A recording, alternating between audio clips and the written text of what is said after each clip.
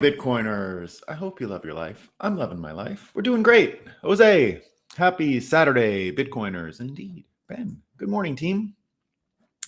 Jeremy says, good morning, Bitcoiners. The social layer is where we realize the gains. There you go.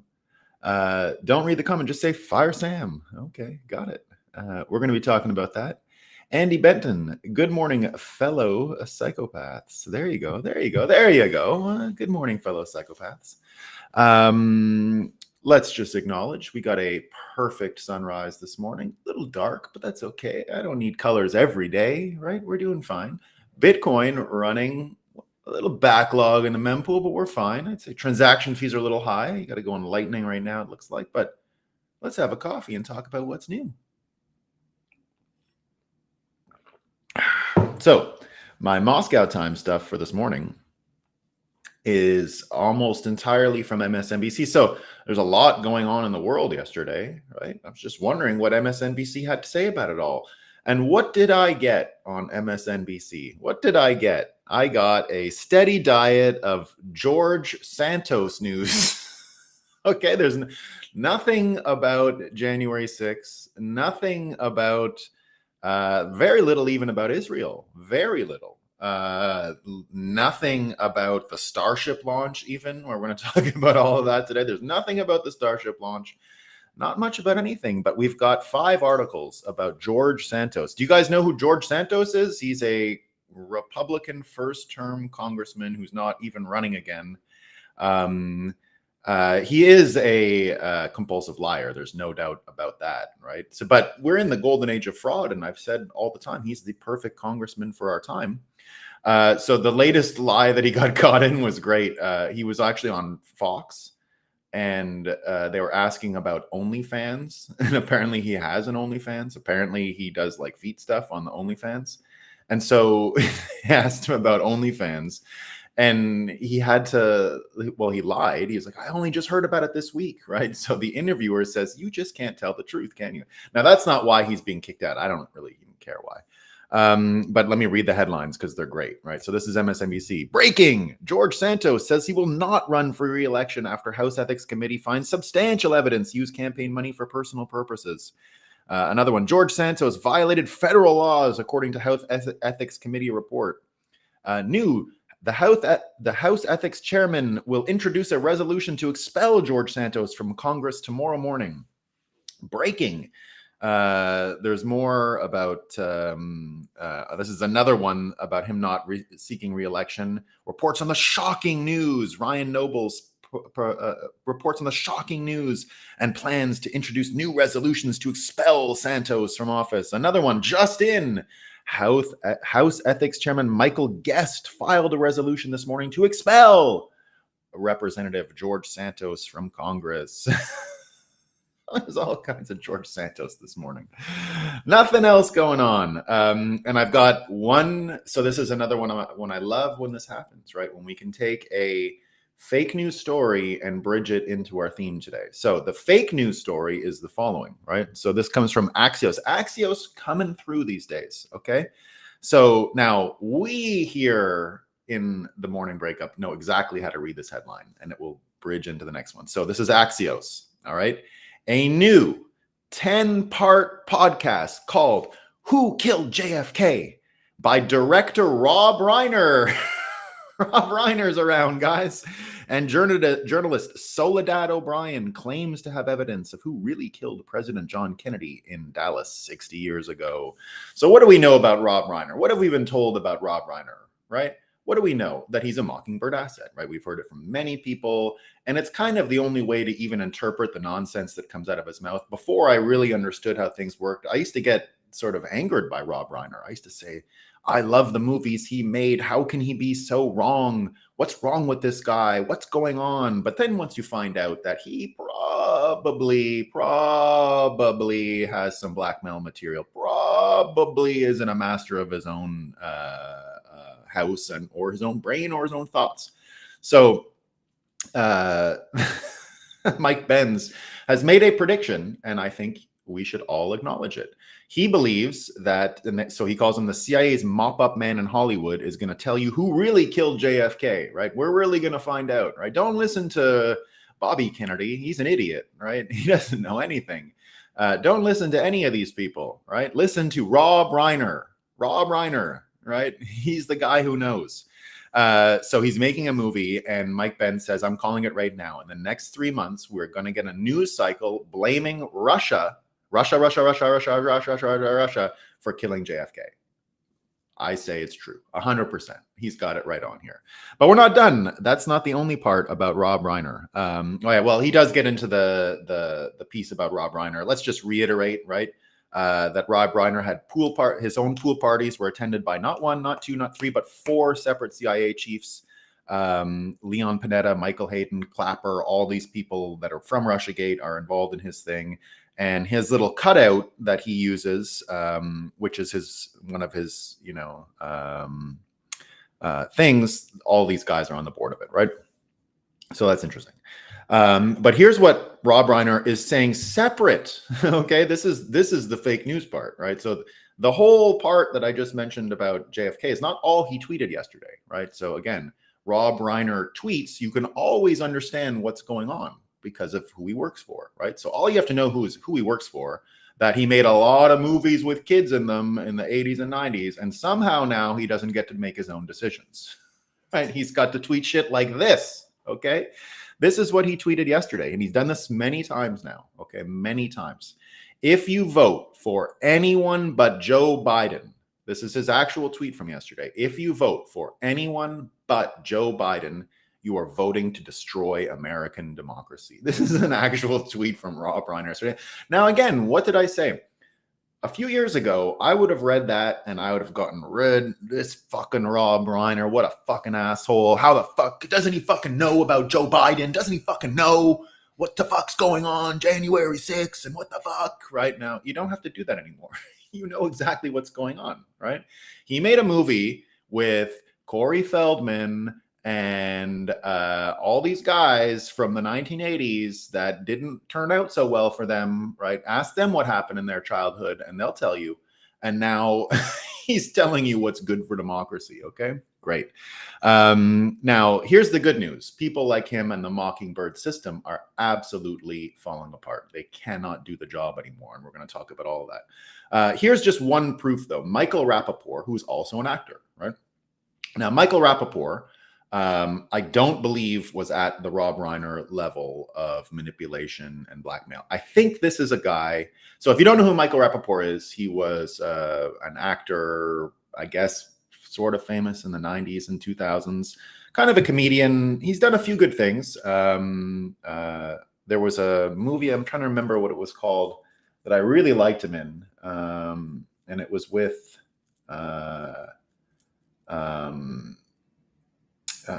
Natalie Portman when she was like a teenage girl. And anyway, it was a great film. I remember loving it. I was like 15 when it came out, and I had a huge crush on Natalie Portman at the time, because then she got cast in Star Wars. So everyone was like, what's her history and what movies was she in? So he was in that movie, and I've always kind of liked him. And I always found it a little weird that he had such bad Trump derangement syndrome. But he came out yesterday. So this whole Israel-Gaza thing has really, he's another one of these people who's been dislodged from being Beautiful Girls. Thank you. Yeah. It was an excellent movie. I remember really liking that movie. Yeah.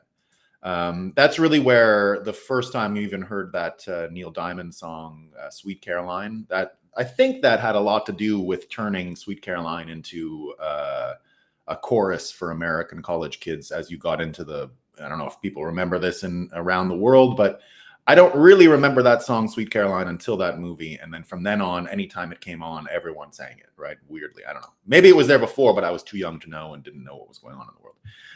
Anyway, this Michael Rapaport guy, like I said, one of the worst cases of Trump derangement syndrome you'll find on Hollywood. But I don't think wound the same way as Rob Reiner. I don't think he is complicit in any Mockingbird infrastructure. I think this is just a guy who got rolled again and again and again and fell for it, right? He is the typical case study of how this Mockingbird stuff works, right?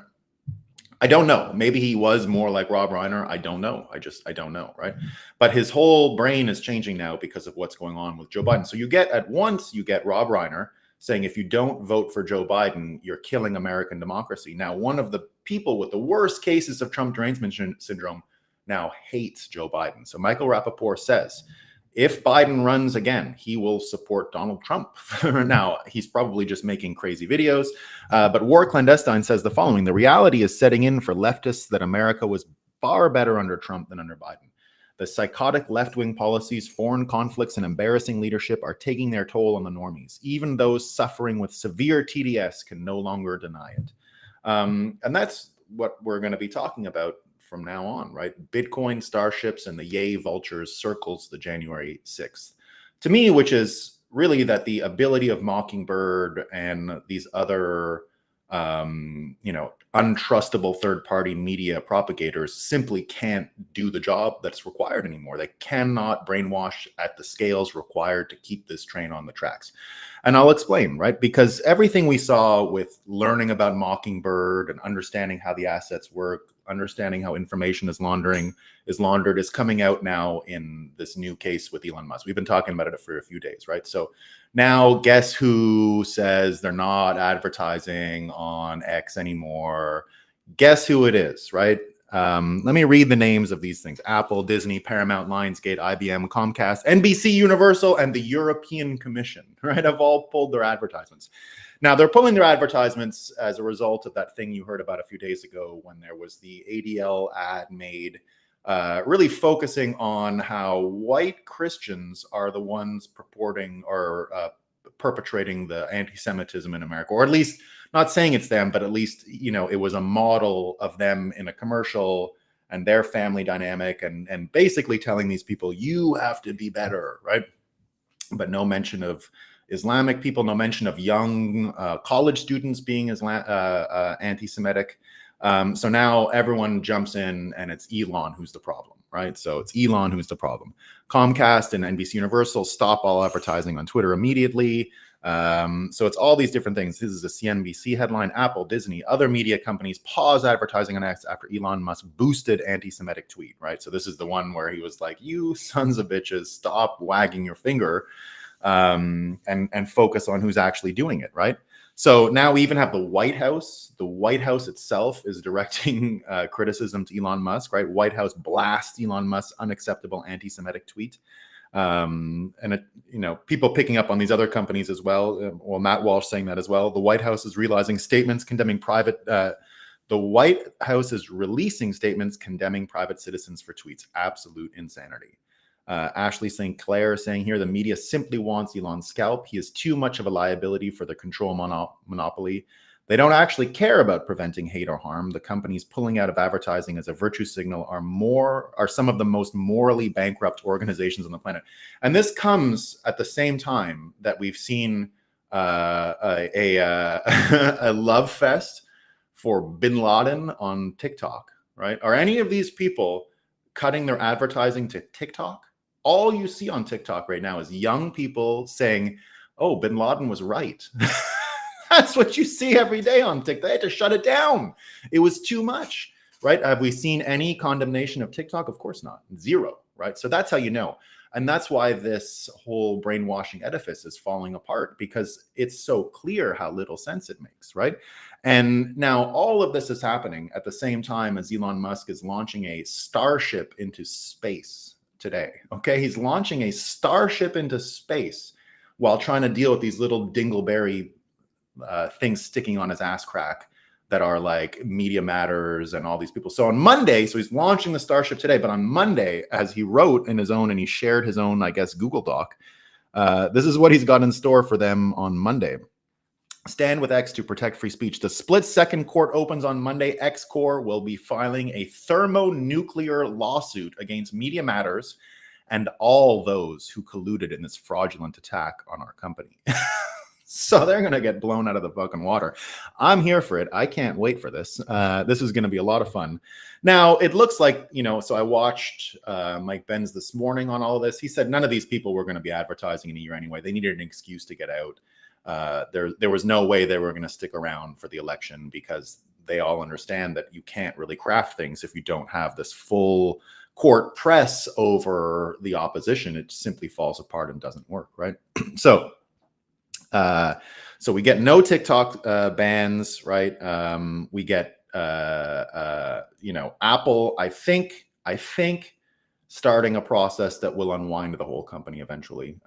It will destroy it, right? Because here's what's going to happen. Elon is going to launch the phone now. There's no way he's not going to. The phone is coming out in time for the 2024 election. I believe 100%. If it's technically possible, it's coming, right?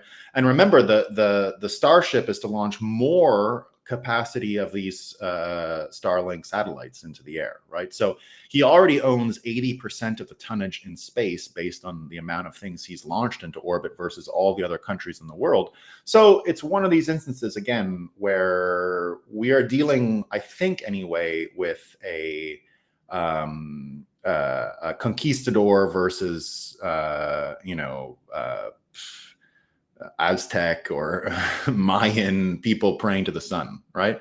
We're dealing with superstition and hoping and praying people will shut their mouths in order for the whole thing to continue, versus a guy who's launching starships and is going to crush these Media Matters folks, right? Now, it's not just Elon that's there. Remember, Joe Rogan the other day described what he saw when he saw on last weekend when Donald Trump and Kid Rock and Tucker Carlson walked into Madison Square Garden for the fight. And he said it was unbelievable. It was like a right-wing Avengers scene, right? And so think about that again for a second, the Avengers assembling and getting together, right? You could put Elon in that group, right? But another one has returned to us from the great beyond, and that is Kanye West. So Kanye West released a new album this morning called Vultures, all right? Or a new song, a new track, whatever. But here's what you got to know, right? And here's what's amazing. Here's what I think is unreal, right? So we were talking a year ago when we were talking in the show, getting together, we were talking about JFK, and we were in the middle of what Ye was going through a year ago, right? So what was Ye going through a year ago? He did the GIMP mask thing on Alex Jones, and he brought the net and the Yahoo. Remember the net and Yahoo? The net and Yahoo, right? And he basically said Jews are going to have to get over, they're going to have to become Christian in a sense. That's not what he said. He didn't say they have to become Christian. He said they'd have to forgive like Christ, right? Everything that happened with the Nazis and with Hitler and all of this stuff, right? They're going to have to psychologically get over it in order to, participate in what's going on in the modern world. Now, what he said at the time was so shocking to people that they canceled him for life, right? They canceled him for life. 1 year later, right? Yeah, they did. But hold on. 1 year later. Yeah, and I'm not a fan of Fuentes and Milo, and I do think he got done sort of dirty in this. Trump was talking about him yesterday as well, though. Trump said yesterday when they made Kim the man of the year or whatever, he said, I didn't do shit for her.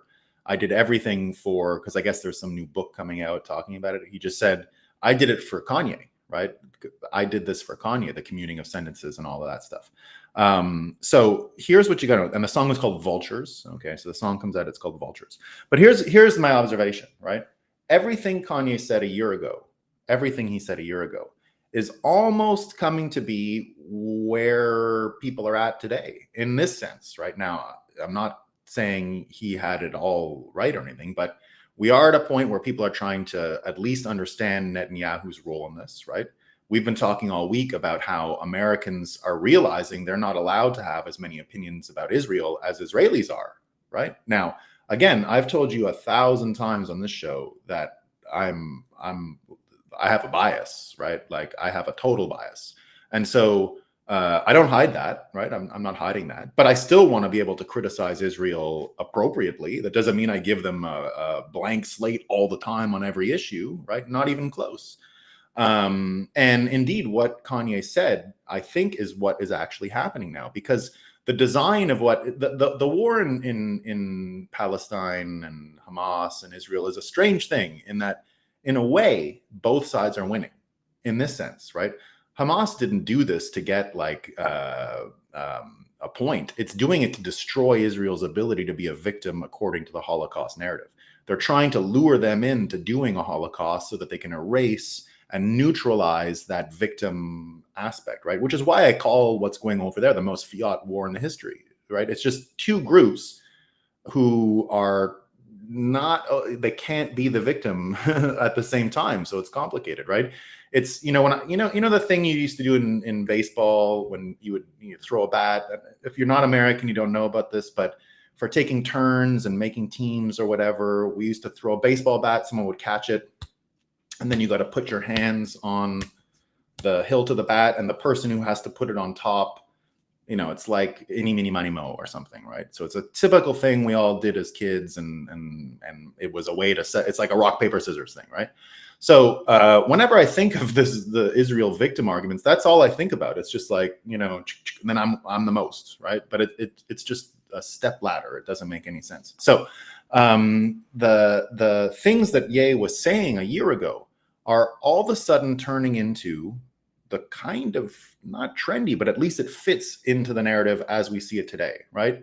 There is an appetite out there, I would say, for people like myself who are lovers of Israel, and don't want to see anything happen to it, and I don't have any hang-ups about revenge, January 6th, or we're going to talk about January 6th, October 7th. So all of that stuff, but you still want to be able to criticize what's going on. Like, why did Pasternak exist? Now, I understand Harley Pasternak doesn't speak for Israel. He's a Canadian Jew, right?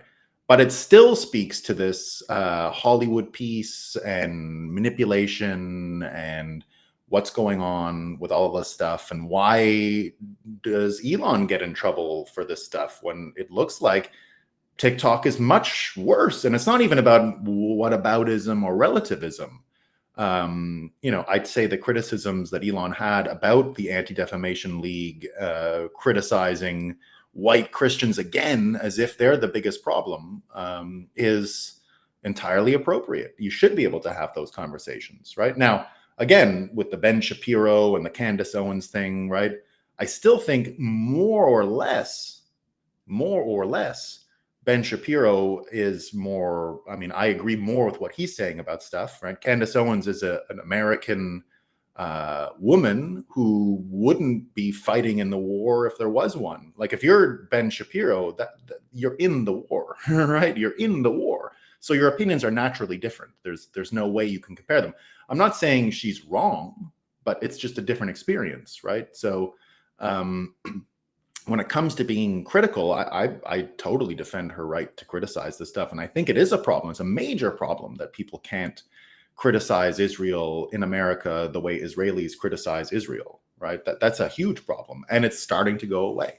But again, I'm not comparing and saying, everything comes down to being able to criticize Israel. That's not what I mean. What I really mean is the ability to brainwash people to not even ask these questions is what's diminishing. The ability of Mockingbird assets and media manipulation to completely organize the tensions or the debates in society is weakened to the point where we do have a situation where it's kind of like these Avengers that have come back, and they're not going to have it, right? They're not going to have it. And if you've got Starships and the best music composer going, right, you have more capacity to beat this command and control system than anyone else out there, right? So this is a really important change and a really important thing that's happening. So now, if you compare the Starship and the Avengers assembling and Ye coming back with Vultures and all of this stuff, right? Put all of that into the context of the January 6th thing that we saw yesterday. So more footage coming out about January 6th yesterday makes it look exactly like we've known for a long time. There's nothing crazy about this at all, right? At all. So here's some of the things people are saying. So the speaker did release all of this stuff, right? He did release all of this stuff, and what do we see, right? We see that why they were suppressed, basically, right? It doesn't look tense at all. It looks like a walk and a tour, not even close to as violent as anything we've seen from the Hamas people recently taking over books. taking over buildings, like the college students that are going in DC and in New York City and other places, right? Montreal doesn't look anything like that, much more peaceful. Kyle Becker writing, it became readily apparent why the January 6th committee under Speaker Nancy Pelosi's tenure had refused to release the footage. Many videos have already surfaced that run contrary to the narrative that all of the Trump supporters who entered the Capitol posed an existential threat to the country and were trying to overturn the election. Previously released footage shows the calm manner that many protesters displayed. Remember what Norm Macdonald said, right? The velvety ropes, right? They stayed between the velvety ropes. There were more examples of peaceful protesters near Capitol police officers. Perhaps most controversially of all, a protester was uncuffed and then fist bumps a Capitol police officer in a hallway. Remember what Norm Macdonald used to say about Hitler too? It's one of the best Hitler jokes. You know, the more I read about this Hitler guy, the less I like him. The more I read about him, the less I like him. Too good. So he says, this doesn't feel right.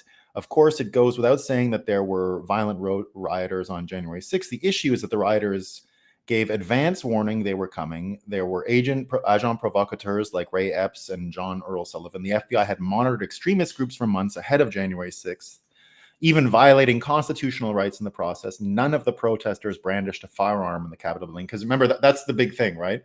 That all the Republicans came to overthrow the country, but no one brought their gun, right? No. Who needs a gun? You're doing an insurrection. You don't need a gun. If you get control of the magic room, you're the king of America. You get the nuclear codes. It's just like a video game. Everyone knows that, right? You get the lectern, and suddenly the nuclear codes rain on your head, and then you can just launch all the warheads. You get executive control of the army immediately, right? If you get in there, it's like capture the flag. We set up America to be like capture the flag. So if you get in a room, you get everything, right? You get it all, no problem. So then he says, then Speaker Nancy Pelosi and then Senate Majority Leader McConnell did nothing to secure the Electoral College, where they knew there would be objections to the state slates of electors. This process is what Trump was actually advocating for, and that is why he urged his actual supporters to peacefully and patriotically make their voices heard. Now we also know about what a scammer the vice president was, right? Have you seen the scamminess of the vice president? Pretty bad. Looks like he dishonored himself and many others. Not a great Christian, that Mike Pence, it turns out, unfortunately. So he was telling these elector people he would be there for them, and that's why he's sold them out, right? So here's War Clandestine writing about that. Now that we have the tapes proving January 6th was not the violent insurrection we were told it was, let me enlighten you on what actually happened that day. Flashback to January 4th, 2021. Pence promised that he was going to hear the objections and evidence in reference to the massive irregularities and voter fraud in the 2020 election. Pence never got to hear those electors air their objections or evidence. Then January 6th event at the Capitol was the means Pence used to justify not giving electors their day in Congress. Pence claimed the acts by Trump and his supporters were so heinous that he was just going to certify the election the next day.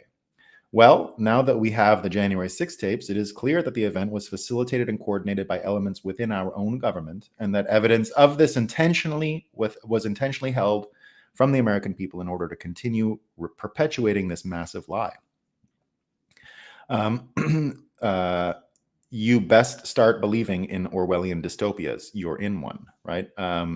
Malcolm Flex, who we love Malcolm Flex. He says the following: we got the January 6 tapes, and they were just about as violent and horrific as we could have imagined. People walking in orderly lines. You had somebody actually pushed past another. The cops were laughing and smiling. I just want you to remember as you watch this, worse than 9/11, right? Remember what they said, worse than 9/11, right? I got a couple more of these. The worse than 9/11 ones, right? The worse than 9/11 ones are just too good. Let me find the good one here. Well, and then, depressingly, what else happened was FBI's Washington field office explicitly made the decision to let a child pornographer go free to focus on January 6 defendants. And he went on and was caught with a 10-year-old boy by authorities in Alaska. So, who cares, right? At least they got the Occupy people, right? And here's another one, speaking of Occupy people. This is Oilfield Rando saying, back in the Hope and Change era of 2012, a bunch of UNC Occupy Wall Street communists took over a building in Chapel Hill. That's the University of North Carolina. Police dragged them out and arrested them easily. A reminder that these people could be stopped at any time if they didn't own the institutions, right? So putting all of that into context, right? We see now I don't think January 6th, the brainwashing has been so thick as it is, right? It doesn't mean that just seeing these videos is going to change something. No one's going to watch all this content, right? There's hours now, thousands of hours, and it's boring content because it's just people walking around the hill. It's like watching live cams from a beach or something, right? There's just people walking around. There's nothing going on. There's even ones where they can now do, because there's two separate camera angles, they'll do some of those close-up shots where things look super chaotic, right? There's like a fire and people are yelling and the camera only catches a bit of it and it makes it look like the whole thing is wild, right? There's a few of those now that you're seeing online where it's two of them next to each other, where it's simultaneous but a different camera angle, and it just looks like a picnic and like some person might have like gestured. It's nothing to it, right? It just shows how manipulative camera angles and everything can be. Now, the reason I bring all of this up and the reason I'm mentioning in this is because, again, just look at these Avengers, that context that Joe Rogan shared, right? Think of the people who are coming to persuade on one side or the other, and who would you put your money on, right? Are you going to put your money on, and I mean literally put your money on, right? Because this is the Bitcoin fight, right? This is literally Bitcoin versus fiat. This is what we're talking about, right? We're talking about information services, how to organize society. And now Bitcoiners who understand, as I've said many times, and this is going to be our job in 2024 as Bitcoiners, right? This is our job. I continue to think it's an important job, and one that we're going to have to do in our communities, in our country, and everywhere. Is explaining this election thing, not in political terms, in engineering terms to people, right? That the trade-offs in our system for information distribution and for election credibility are completely compromised by the way they're built. The system is not designed to give you those things. It is designed to give you the opposite.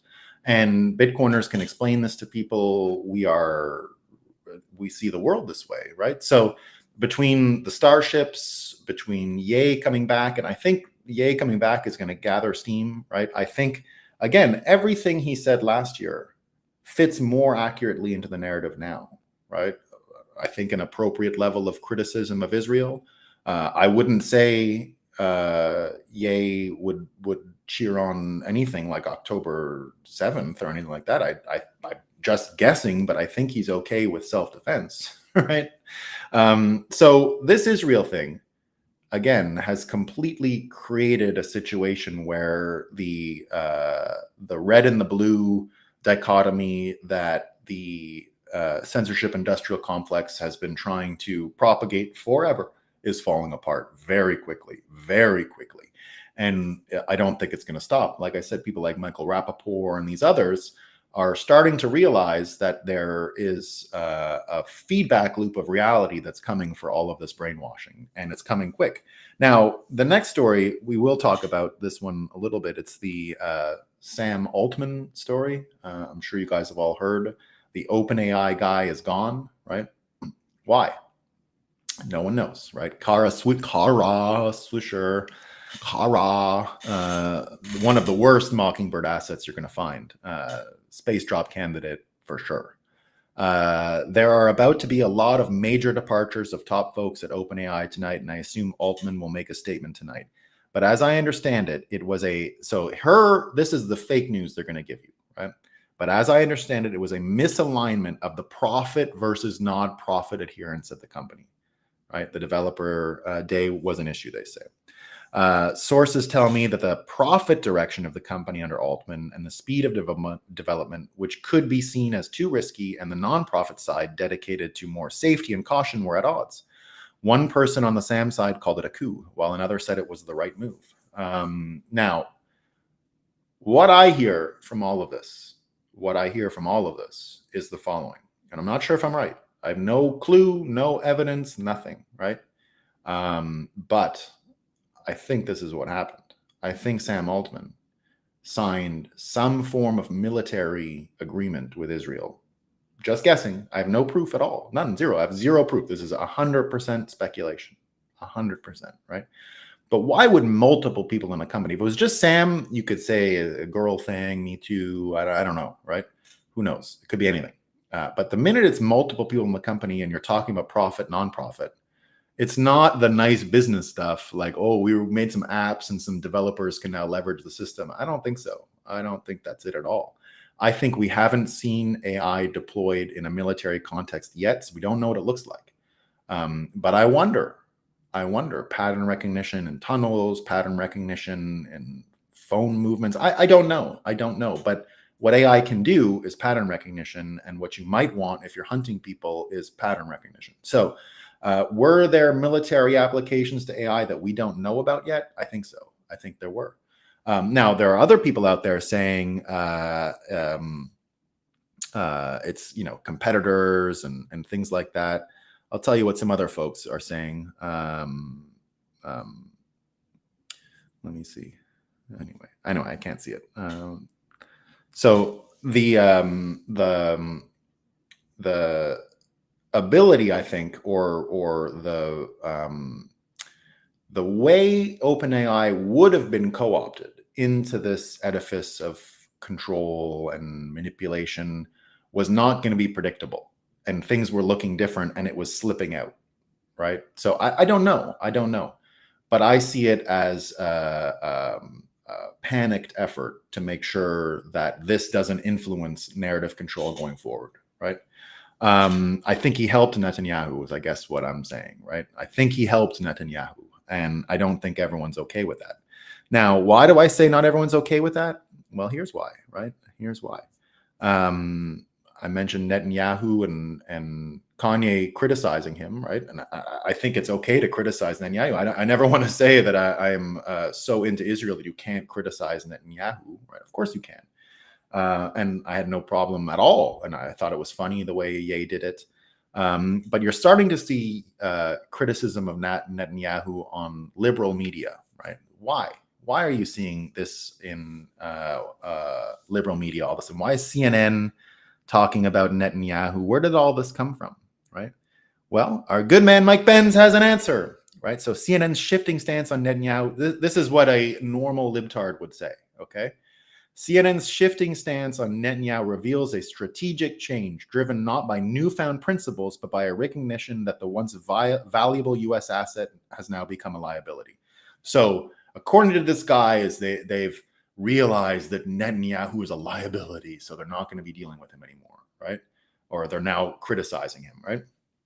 Ben says the following, or it's because the corporate backers behind CNN's intelligence backers want to open up Iranian oil and gas, and Netanyahu's government is the only thing standing in their way. Kind of amazing how profit and newfound principles converge, right? So his argument here has been that Netanyahu is the reason why you're seeing an attempt to direct a particular kind of criticism towards Israel, but that's breaking apart and flying into God knows where on TikTok, which they don't even care about, right? It's only X. So you're seeing all the pieces that are really World War III fights come down into one battlefield, right? And lucky for us, we've got the Starship guy.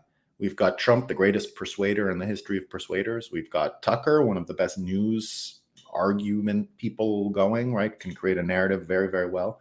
Kanye West looks like he's coming back to do, the Vulture song looks exactly like what we're talking about, Vultures, right? And indeed, we can think of ourselves now as Bitcoiners, as Starship creators, as the actual vultures coming to eat the carry-on of the fiat world, because it's all dead meat. It's falling apart as we see, and it's going to become a lot easier to pick at it versus what it was before, which was a much more lively and vibrant, difficult, animated thing to fight against. It's now left with Rob Reiner, right? Janet Yellen, Blinken guy, right? So and then the guy who falls asleep all the time and who's too old, right? So here's what someone wrote about Ye and all of this stuff, right? Saying this is from A. Westgate, saying Kanye was a precursor of the noticing. He was easily silenced and shut down because they already crafted the narrative that he was insane and off his meds. Now it's spreading like wildfire as the Zionist propaganda tactics are being exposed to the world. Now, again, what Ye said, to me, I don't agree with it all, obviously, right?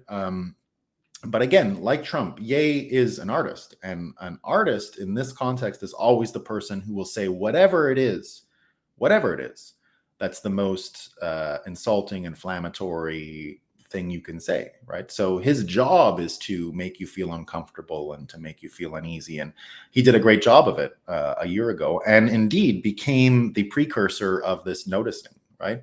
So everything that he fought about last year is suddenly, as crazy as it all sounded last year, sort of fits in the narrative now. So you see what an artist is capable of.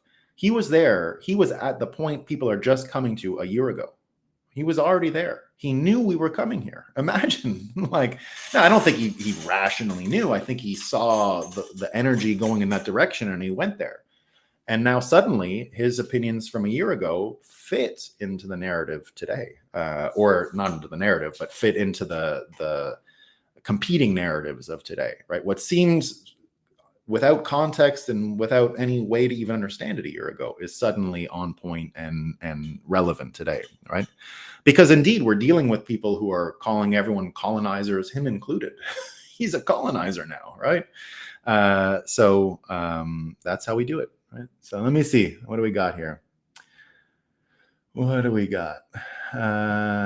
What's good? What's up, my man?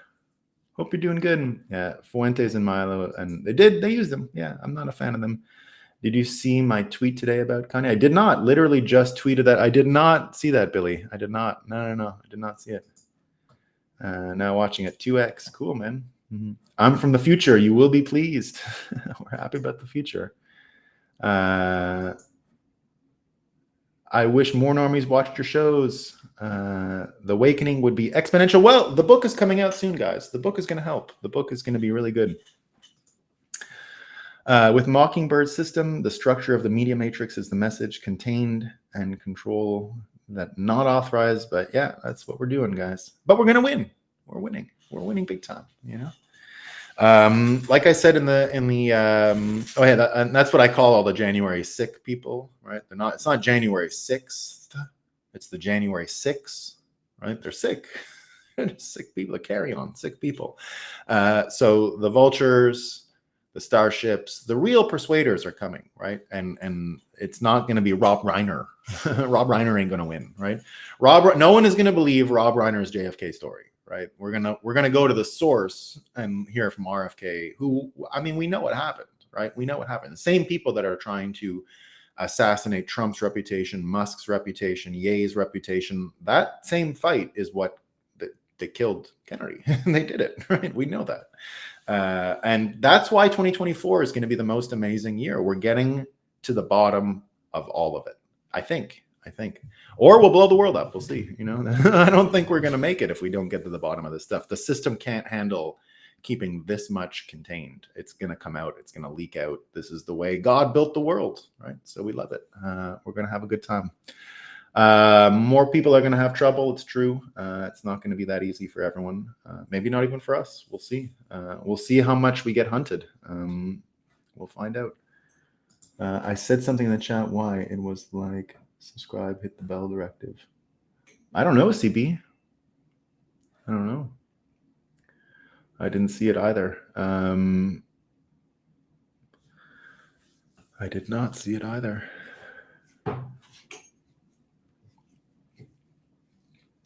All right, team. I don't have much more today. Let me see if I'm missing anything. Yeah, this is here's a guy, Joshua Steinman, who I'm a fan of. Joshua Steinman worked for the Trump White House. Super cool guy. He says, many of my friends have black-pilled, retreated into their corners of the world, fuming, reading, distracting themselves. I love them all, but refuse. One man can change history. We who stay and fight know this. Never give up. Now, this is the world without Bitcoin. This guy is like, we're at our last minute. We must get together and fight back, right? Come to the Bitcoin side. This is, we're not going to lose. There's no way. There's no way. And we're not black pilled or any of those things, right? We are 100% optimistic about the future.